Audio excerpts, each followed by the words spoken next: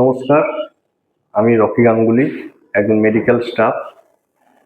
এই গত দুদিন ধরে যে হারে ওয়েদার চেঞ্জ হয়েছে, সে হারে চারিদিকেই কিন্তু একটাই রোগ দেখা যাচ্ছে, জ্বর, ঠান্ডা লাগা, কাশি। তো আমি আপনাদের সকলকে বলবো যে এই সময় যদি গলা ব্যথা, কাশি এগুলো হয়, তাহলে আপনারা ডাক্তারের সঙ্গে আলোচনা করবেন। ডাক্তার দেখাতে যাবেন, ডাক্তারবাবুকে বলবেন। আর তাছাড়াও কিছু ঘরোয়া উপায়ও আছে যেগুলো করতে পারেন। গরম জল খাবেন বাড়িতেই, দুদিন দেখবেন। দুদিনে যদি জ্বর না কমে তাহলে পরে ডাক্তারবাবুর সঙ্গে কথা বলবেন, দিয়ে ওষুধ খাবেন। আর খুব চেষ্টা করবেন যাতে বৃষ্টির জলে না ভেজার। গত দুদিন ধরে যে রকম ভাবে বৃষ্টি হয়ে চলেছে, সেহেতু আপনারা সতর্ক থাকবেন। নিজেদের বাচ্চাদেরকে পরিষ্কার পরিচ্ছন্নতা করে রাখবেন।